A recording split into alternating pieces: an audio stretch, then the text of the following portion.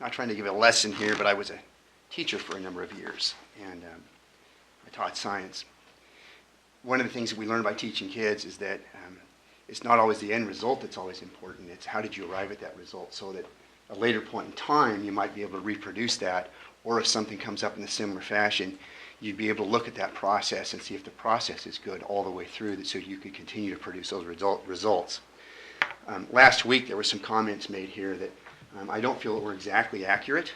I've heard that today that maybe some of it's been worked out, but I think that part of that process that wasn't explained in there, and there was a lot of points that were not explained in that process to find out how did we arrive at this circumstance, what was the timeline, why did this come to fruition the way it did, and if we continue to do that, will it continue to happen again?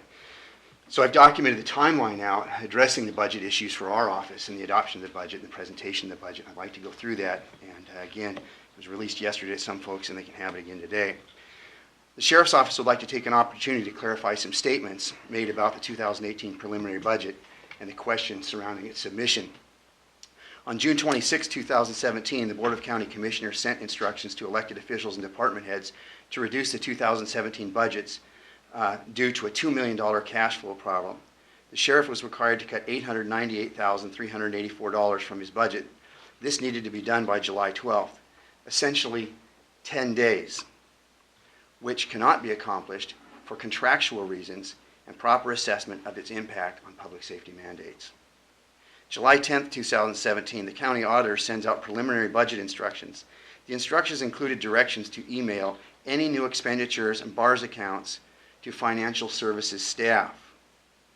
July 18, 2017, the BOCC conducts budget reduction hearings, and the $710,000 in recommended cuts by the sheriff is not accepted, and the BOCC required a full $898,000 in reductions. The sheriff's recommendations did not include layoffs to fill positions. The full $898,000 did in fact require laying people off. July 21, 2017, the 2018 budget, the 2018 benefit rates and ER&R rates are received by Director Pinter after requesting the information so that we could complete the preliminary budget.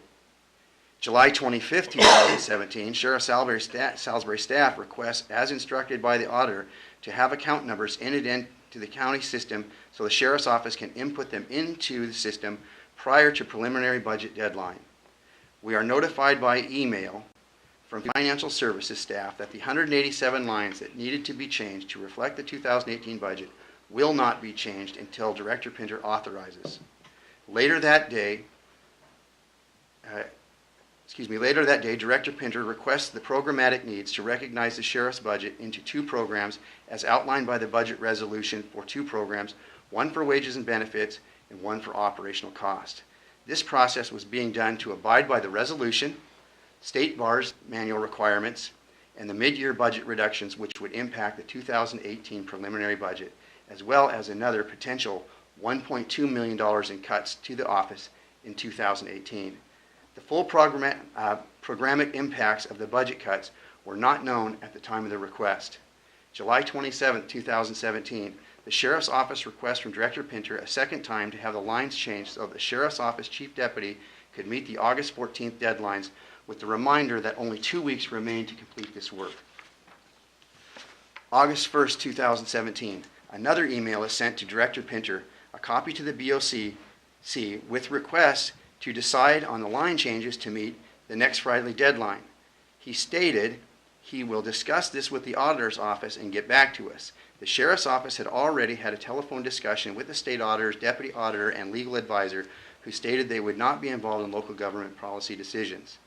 Mason County Undersheriff meets with Director Pinter to determine who we are to get guidance from: our auditor, who gave instructions to request changes in the budget instructions, or the budget director, as each is referring to the other. He is told that it is the auditor's decision. On August 3, 2017, the county auditor emails a response to the Sheriff's Office stating, without programmatic justifications, the auditor cannot comply with the request. At the time of the request, the reorganization of programs due to the cuts and how they would immediately impact the 2018 budget were not clearly defined. More importantly, the Sheriff's Office has been notified that another $1.2 million in cuts may be required in 2018. This won't be known until after the ballot measure issue. The letter also claimed that our request for reorganization would lack transparency. The Sheriff's Office disagrees with that assessment, as all of the requests use proper state auditor accounting codes for the programs and follows the budget resolution for 2 programs. The request, in fact, makes the process more transparent and clear to the public where tax dollars are spent, wages and benefits from the Sheriff's Office to the newest employee, operational costs to include fixed contractual expenditures to discretionary or operational expenditures. On August 14, 2017, a detailed 300-line 2018 preliminary budget is submitted to the auditor, reflecting the sheriff's best estimate of his projections for law enforcement and jail operations. These were not in the format, as we could not get the lines changed as requested to reflect in a 2018 budget 2 different times. September 5, 2017, the 2018 budget process is presented by the BOCC by the auditor, to the BOCC by the auditor. Many statements were made that omitted what took place above. Furthermore, multiple assumptions were made that did not take into account that we did attempt to follow the established process and we were given the essential runaround. We, in good faith, submitted a complete preliminary which assumes what may happen in 2018 and 2019 based on potential future cuts. For 2 years, the Sheriff's Office has asked why this office is singled out, unlike any other office, and required to originally have 8 programs listed in the budget. No other office or department was required to list their individual programs out. If, as claimed, this is most accountable, most consistent, and most transparent way of doing business, then the question is why the other offices and departments are not required to do the same thing. If this is about respecting the authority of individually elected officials to run their offices, then why are the sheriff's requests to organize and run his office being treated very differently than other departments and offices within the county? At the time the programmatic justifications were requested, we were still in the process of determining what the current and existing programs would survive in 2017 cuts and which may be impacted by further cuts. The timelines in which this work was requested was not only short-sighted, but was preventable. The BOCC already controls the wages and benefits and contracts with employees. They already control the fixed operational costs such as ER&R, IT, MACECOM, medical nursing for inmates. Approximately $13.5 million of a $14 million budget is already controlled by the BOCC. The remaining $500,000 is earmarked for other operational costs such as mandated training, bullets, gloves, etc. How much control and micromanagement does certain members of the board need when it already dictates almost all of the sheriff's budget to him without his input? Now they want to talk about positional control on top of this. BOCC staff inflated revenue projections for the adopted budget without my knowledge from what I estimated in my preliminary budget last year, and nothing was said about that in the accountability, consistency, and transparency process of concerns. Let's remember why we are in this position discussing this problem.